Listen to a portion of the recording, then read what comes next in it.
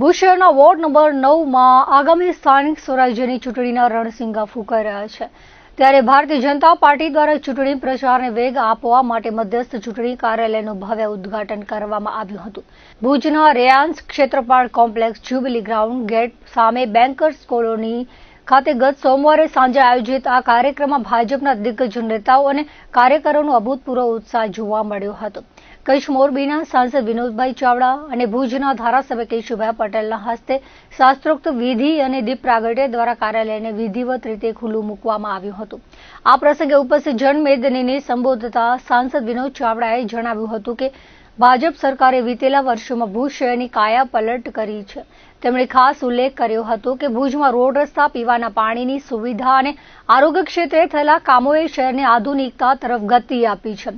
કેન્દ્ર અને રાજ્ય સરકારની ડબલ એન્જિન સરકારના પ્રતાપે આજે કચ્છના છેવાડાના માનવી સુધી કલ્યાણકારી યોજનાઓના લાભ પહોંચ્યા છે। તેમણે વધુમાં ઉમેર્યું હતું કે વિકાસની આવી યાત્રાને ચાલુ રાખવા માટે આગામી 26 એપ્રિલના રોજ મતદાનના દિવસે તમામ બુદ્ધિજીવી નાગરિકો અને વોર્ડવાસીઓ એકજૂટ થઈ કમળના નિશાન પર મહોર મારી ભાજપને વિજયી બનાવવા અપીલ કરી હતી। ધારાસભ્ય કેશુભાઈ પટેલે પોતાના વક્તવ્યમાં સ્થાનિક સ્તરે થયેલા પરિવર્તનોની વિગતો આપતા કહ્યું હતું કે ભુજ શહેરના દરેક વોર્ડમાં પાયાની સુવિધાઓના કામો પ્રાથમિકતાના ધોરણે પૂર્ણ કરવામાં આવ્યા છે। વિરોધ પક્ષો પાસે કોઈ ચોક્કસ નીતિ નથી ત્યારે ભાજપ માત્ર અને માત્ર વિકાસ એજન્ડા સાથે મેદાનમાં છે। તેમણે મતદારોને વિનંતી કરી હતી કે 26 એપ્રિલે લોકશાહીના પર્વમાં સક્રિય ભાગીદારી નોંધાવી ભાજપના તમામ ઉમેદવારોને જંગી બહુમતીથી જીતાડવા જોઈએ।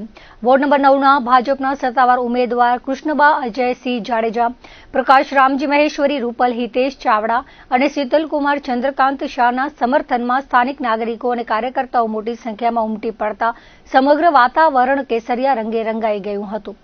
ઉદ્ઘાટન બાદ આગામી વ્યૂહરચના અંગે મહત્વની ચર્ચાઓ કરવામાં આવી હતી અને ઉમેદવારોએ જંગી વિજય મેળવવાનો આત્મવિશ્વાસ વ્યક્ત કર્યો હતો।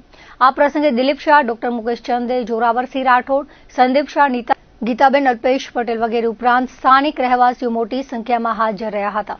જે કાર્યાલયનું ઓપનિંગ હતું એમાં પધારેલ શ્રી એમપી સાહેબ વિનોદભાઈ, ધારાસભ્ય શ્રી કેશુભાઈ જે રીતે વાત મૂકી પબ્લિક પાસે અને જે વિકાસના કાર્યો કર્યા છે એમની જે વર્ણન કર્યું અને આગળ જે વિકાસ કરવાના છે એમની પણ વાત ગાતા મૂકી।